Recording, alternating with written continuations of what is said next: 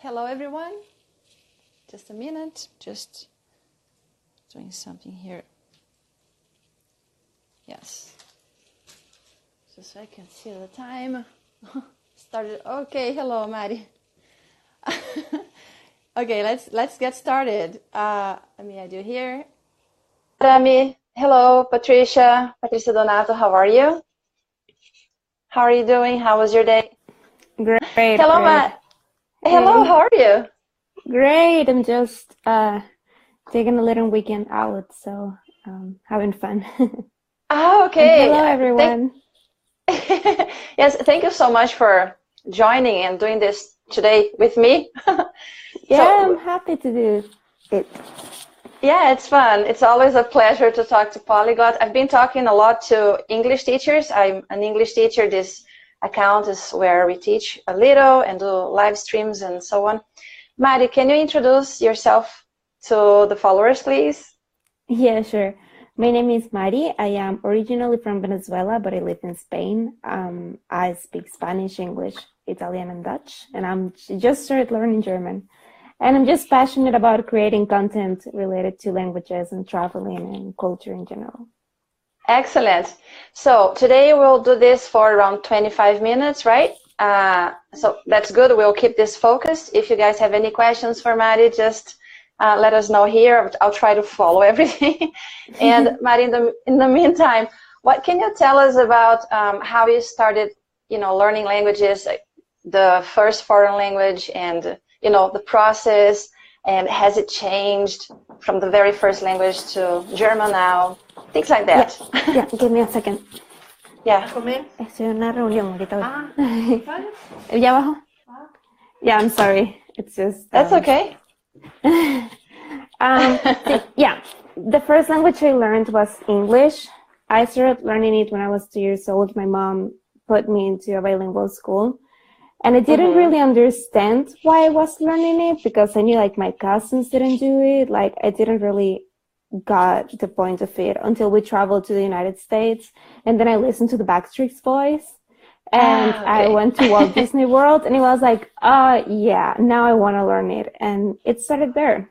Also, my family is, for my father's side, is Italian. So languages I have always listened to different languages. So I was curious. And what about other people in your family? Do they like learning languages too, or is it just you? Or I think it's just me. My mom used to speak English, but because she lived for the first years of her life in the United States, but she forgot everything. And my dad speaks Italian. I mean, he can, but he never did it. So it's just not a thing. My brother is now he sees me speaking Italian now, and he's a little jealous because now he's the only one who doesn't, and he's now getting into it. But I don't know many people who learning languages just for fun. Yeah, it's interesting.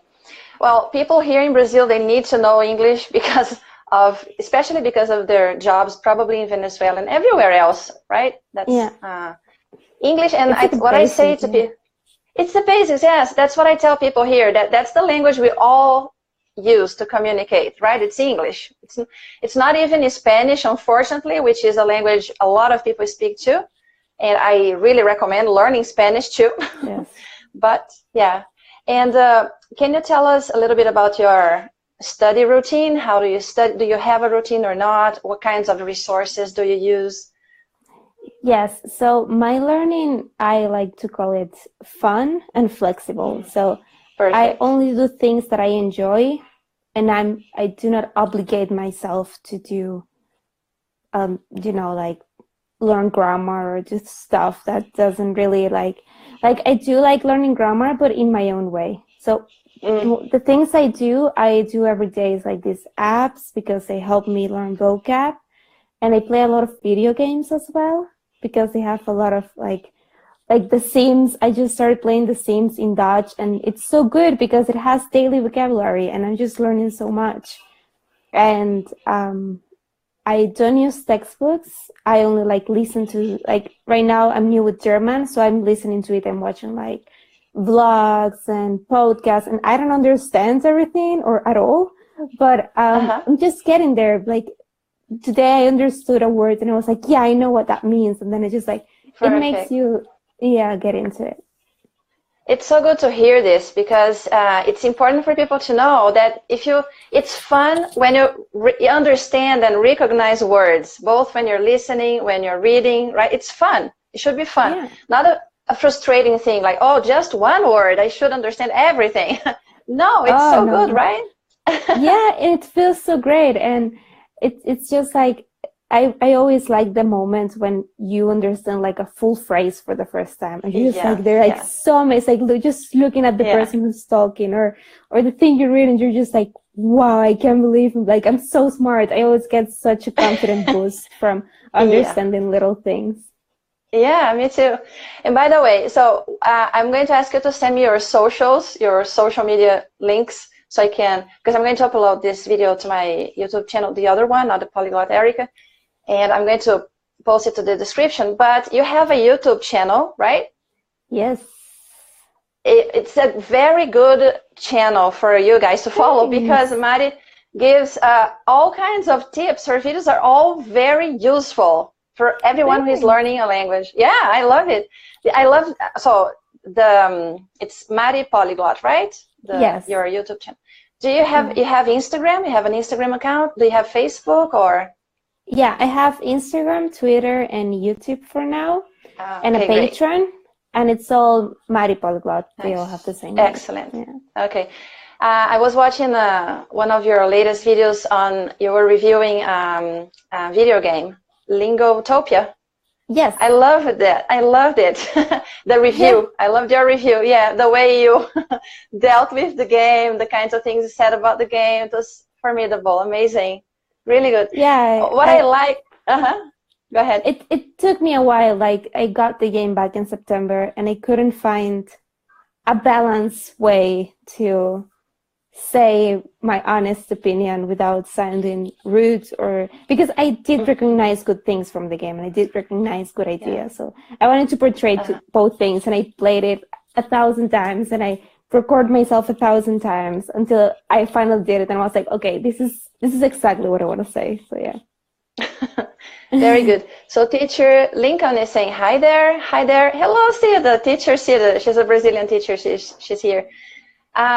Mari, and let me see. I was going to ask you something really quickly about speaking. This is something that every live stream people ask this question. Oh, I'm too shy to start speaking. It's so hard to start speaking. You're starting to learn German now, and what would be a good tip for people to start speaking the language? For me, I do two things a lot. First is singing to songs, because I get used to the sound of it. So I just sing in my room or whatever, and it becomes easier than to speak. And I also speak a lot by myself. Like, if you see me wandering around my house, sometimes even in the street, and I don't realize it, I'm just speaking to myself. And in the beginning, it's very silly, because I'm like, hello, my name is Mari. I am 23 years old. And I just keep saying these things. And it sounds silly, but it helps me so much. And then I'm not afraid to speak, because I practice it. This is great. And you start with basic stuff, right? Short sample sentences, simple sentences. You start with that, repeat a lot. And And how do you find people to practice with? That's a very difficult one. I find a lot of people on Instagram. People come to me and they're like, oh, I want to practice this language, and then we kind of help each other. And I go to like in-person language meetups, and they do at bars and stuff. And I do that, I will say, once a month, maybe. I try to do it often, but work and everything. But a lot of it is just online. I use a lot of just like contacting people through YouTube or Instagram. It's where I get most of my practice. Yeah. And you don't feel shy. You're not afraid of speaking a language you have just started. I think it also depends in the language. Like with Italian, I was so surprised. I think it's because it's similar to my native language. I was so confident I will speak to anyone at any time, except my dad. I always feel shy when I speak, or I kind of scared when I speak to my dad, because I feel like he's going to correct me and he's like, you're not learning, like I feel I'm going to disappoint him, which is actually very normal. But then with Dutch, I'm a little more shy. Like, Okay. and I speak so much better to strangers than to people I know in general. I'm not afraid because they don't know me, you know. People, they know me. I'm terrified they're gonna find a mistake or something. It's so nervous. Do you like when people correct you all the time when you're speaking, when you're trying to say something and people keep correcting you? What do you think about that? I feel it has to be a great balance, because if they're not letting me get my point across, like they're not it comes a point when people correct you so much that they don't let you think, you know. They're always like this, and you cannot say anything, and then you feel bad and you don't want to speak. So I feel it has to be a great balance. Like, I can make 10 mistakes and you can correct me. You want to be like, oh, you're supposed to say this. And I'm like, oh, okay, thank you. But in a nice way. Or sometimes I will say something and they will laugh, you know, because like, you just said something else. It doesn't make sense. Like, I am okay with that. Yeah, I'm not okay with people being like this, like all the time without letting me speak, because then it's not useful.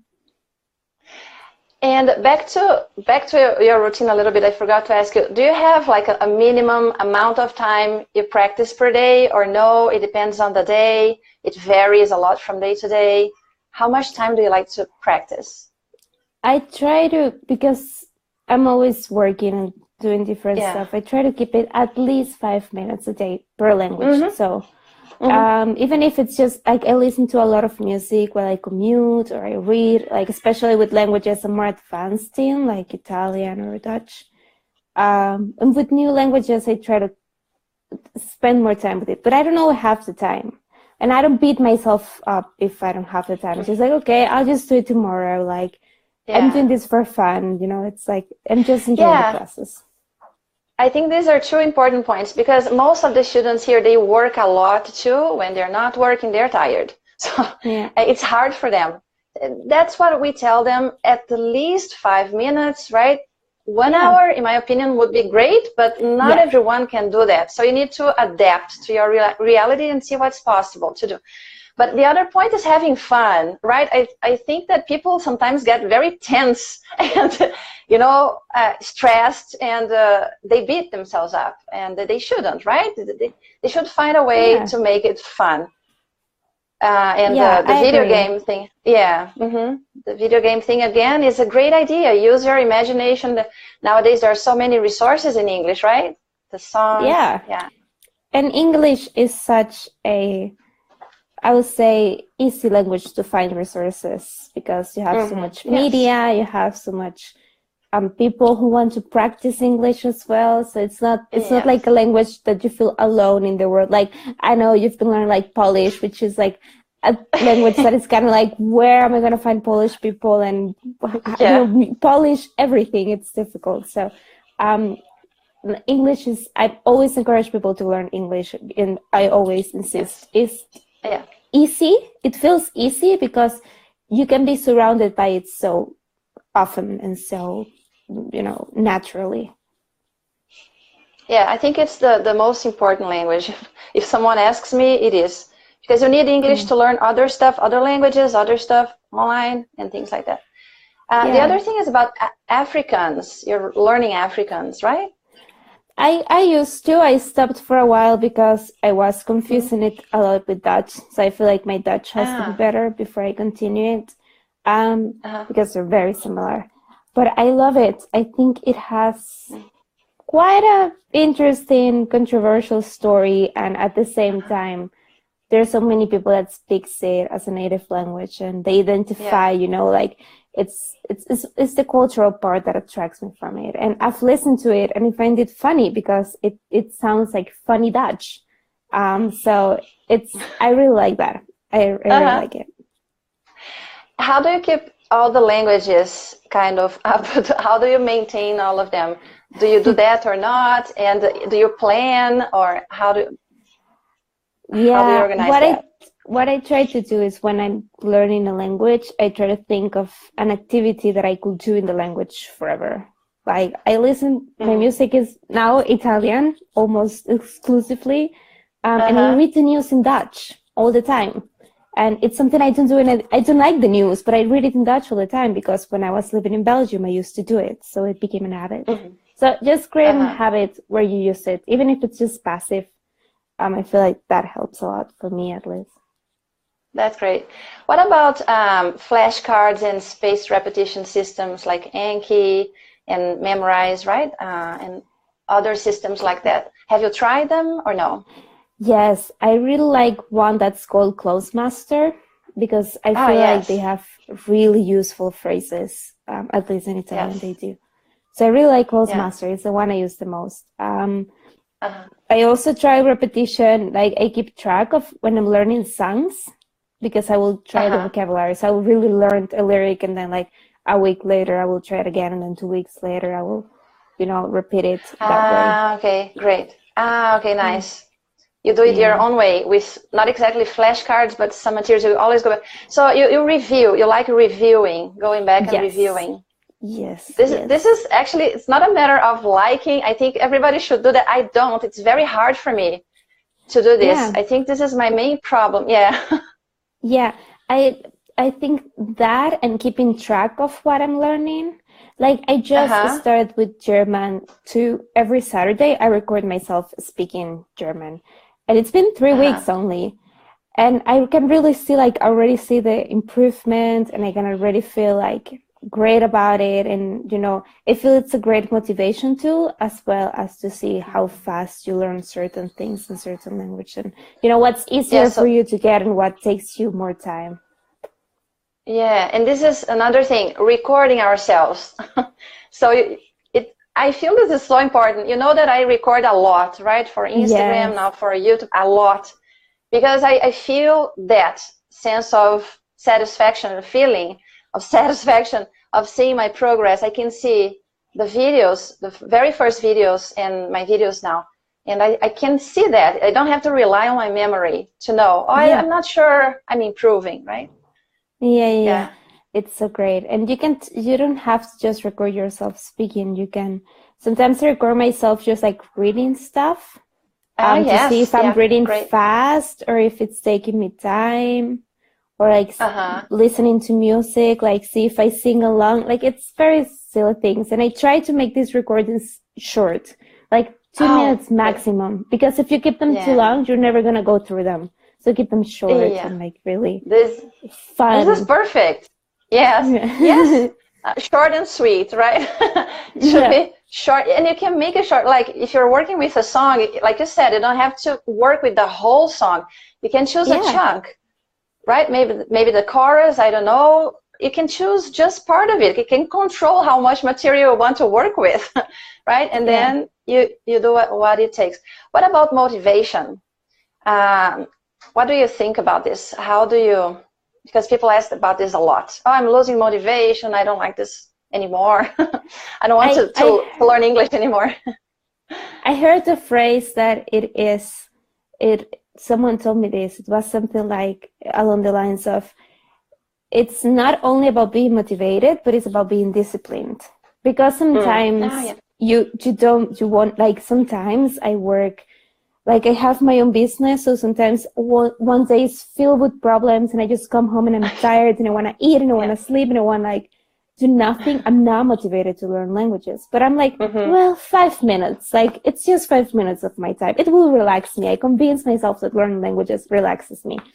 And being that discipline, like even when I don't feel like doing a little bit, it helps. Because when you start doing a little bit, then you're like, oh, I'm going to do a little bit more. And then it's like, you just keep going. And motivation, it just, and also like I start watching like people like speaking, let's say German, and I'm like, oh, I need to speak like them. So then like that sense of competition also helps me stay motivated. I'm like, oh no, like now I have to learn this, like for real. There are so many good YouTube videos, right, that helps us learn. In English, of course, there are hundreds, I don't know, maybe thousands of YouTube channels, but other languages as well. I like to do that, to watch videos on YouTube. I learn a lot. I like to write comments, to practice writing. Do you do that? How do you practice your writing? I try to journal a lot. It's I do it anyway. So it just helps me doing it in another language. It helps me stay calm and also practice language. And I don't correct myself that much. I just write as I go. And then sometimes I will write things and send them to like italki or something like that, or have someone corrected me. So when I really want to like perfect the grammar or something like that. But really small things, I don't like to write full pages because I cannot stay concentrated that long. Yes, yes. And by the way, you teach at italki, right? Have you been teaching there? I teach English and Spanish, actually. Oh, great. And a lot of my students are Brazilians. I feel like there's a wave of Brazilian people learning English, which is great. I think it's amazing. It is.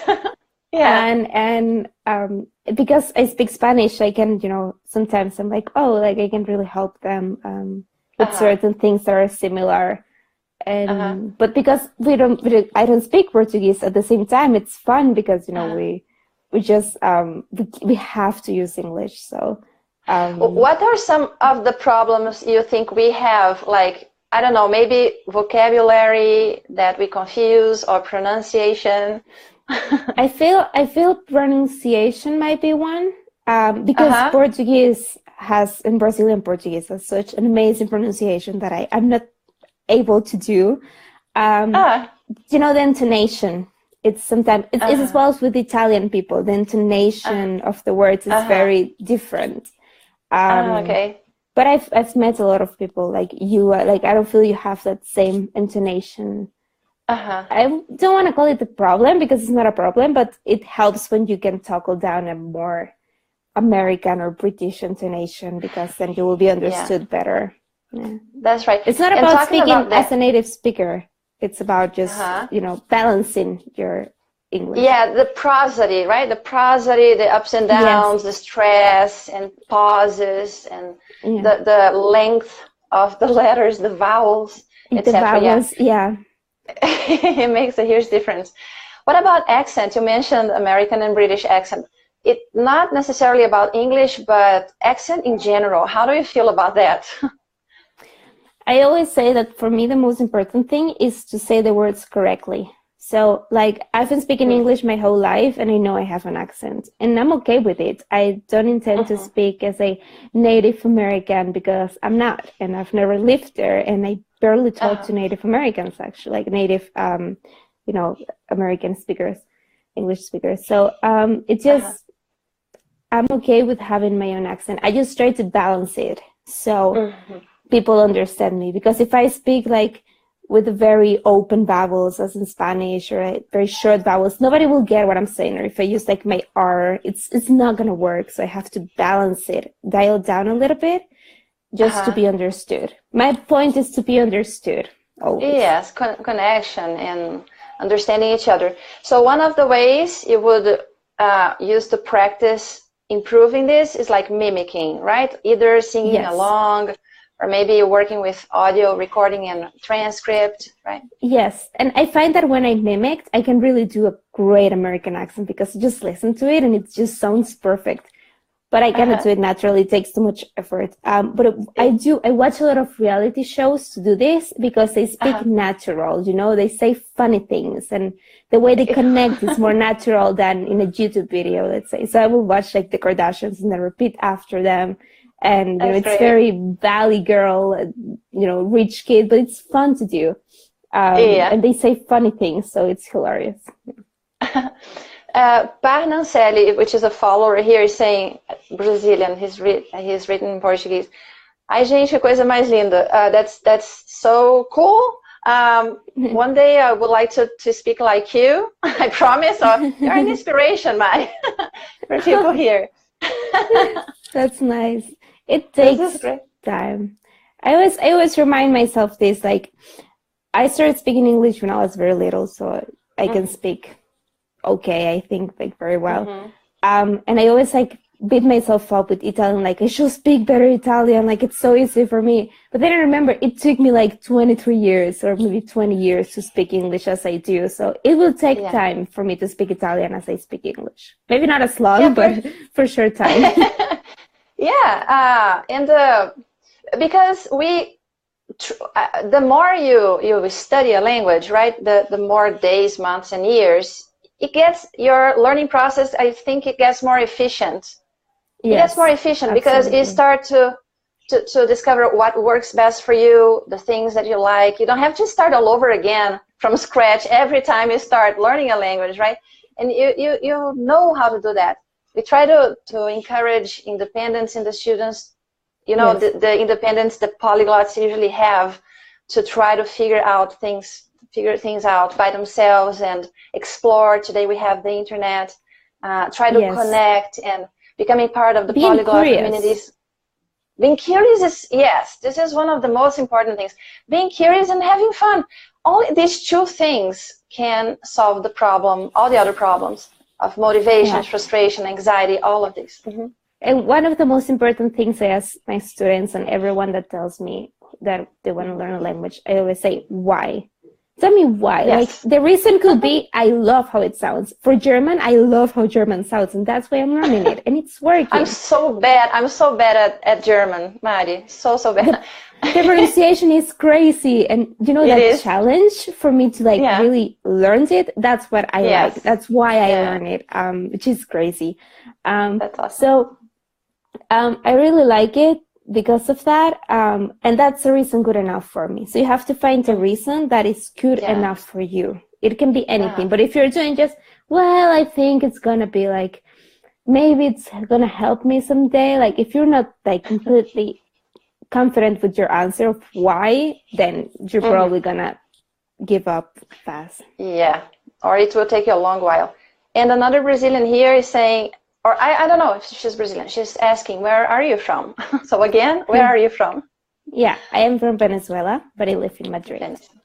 Yes, excellent. Mari, I think our time is up. Is it up? Yeah.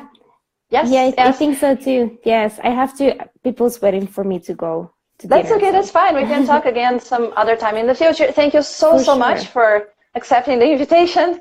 Have a great day. Thank you. You too. And everyone, happy learning. Yes, to all of you. Thank you all for joining the live stream. See you next time. Bye-bye. Okay, bye-bye.